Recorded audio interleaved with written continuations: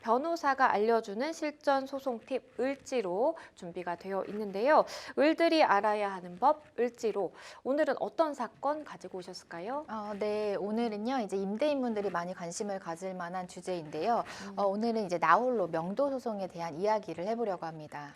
네, 명도 소송이라고 하면 뭐 들어보신 분도 계실 것이고 아니면 이게 뭔가라고 생각하시는 분들도 계실 것 같아요. 우선 명도 소송이 뭔지 알려주시죠.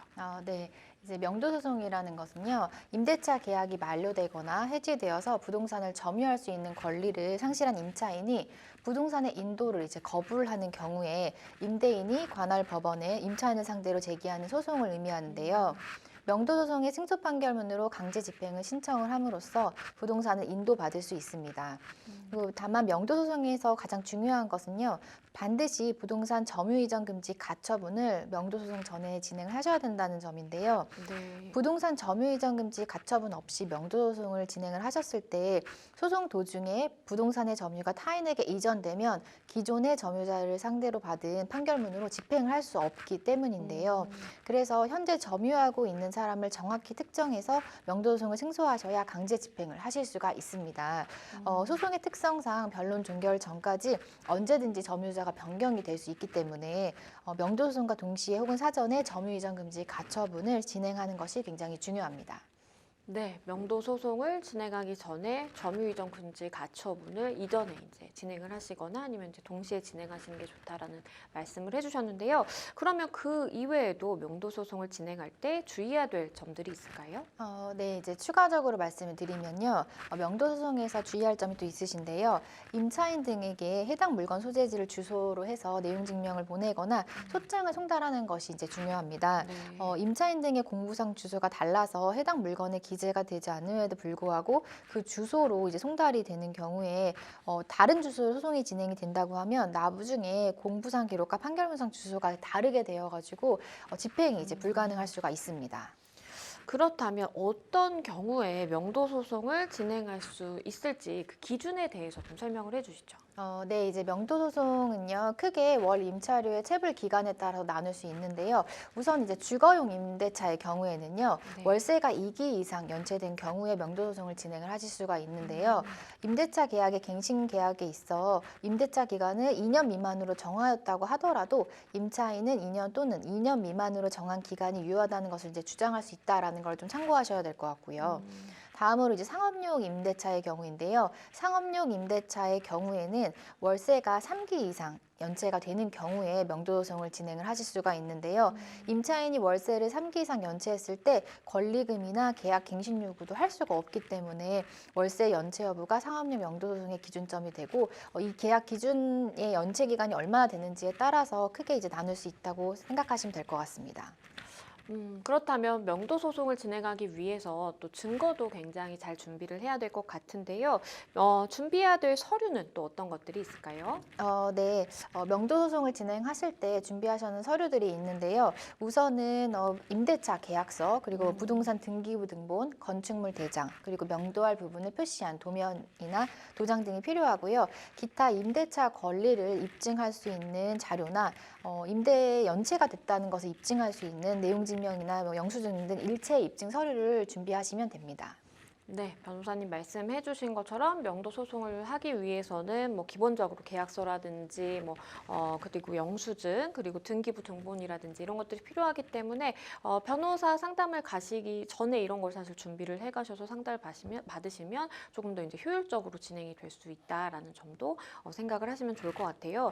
그러면 명도 소송을 진행할 때 일반적으로 소요 기간이 또 어떻게 되는지 그리고 또 비용도 굉장히 중요한데요. 비용은 또 어떻게 될까요? 네, 이제 우선 명도 소송은요, 통상적으로 상대방에게 소장이 송달된 기간을 기점으로 해서 한 약 평균 5개월 정도가 소요되고 있는데요. 다만 상대방이 악의적으로 이제 지연을 할 수가 있는데 그런 경우에는 뭐 1년까지 소요가 될 수가 있습니다. 네. 이제 명도 소송을 진행하실 때 법원에 납부하셔야 되는 비용이 있는데요. 통상 이제 인지대와 송달료 등이 발생을 하는데 인지대는 소송 목적물에 따라 다르긴 하지만 평균 30만 원 내외로 이제 계산이 되고 있습니다.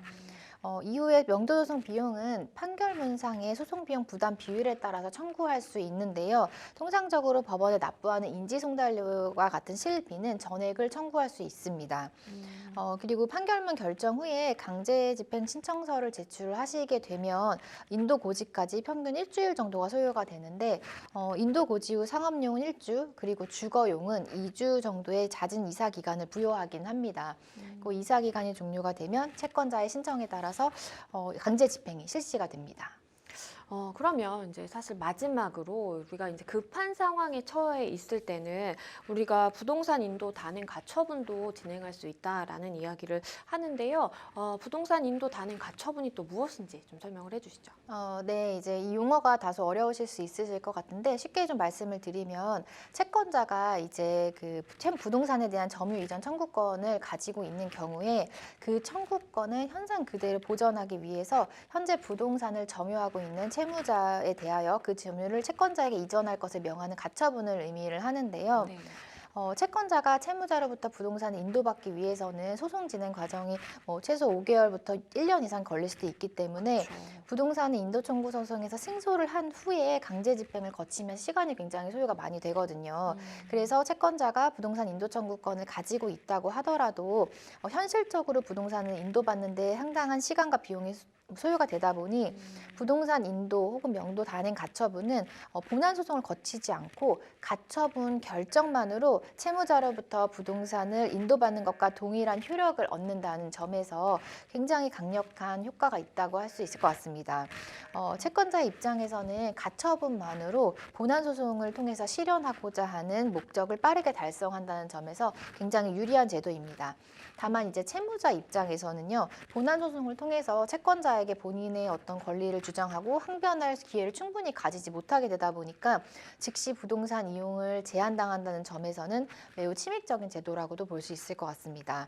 따라서 법원은 이러한 단행 가처분을 쉽게 인용하진 않으며 채권자의 피보전 권리는 물론 보전의 필요성에 대한 심사를 엄격히 해서 매우 예외적인 경우에만 단행 가처분을 인용하고 있습니다.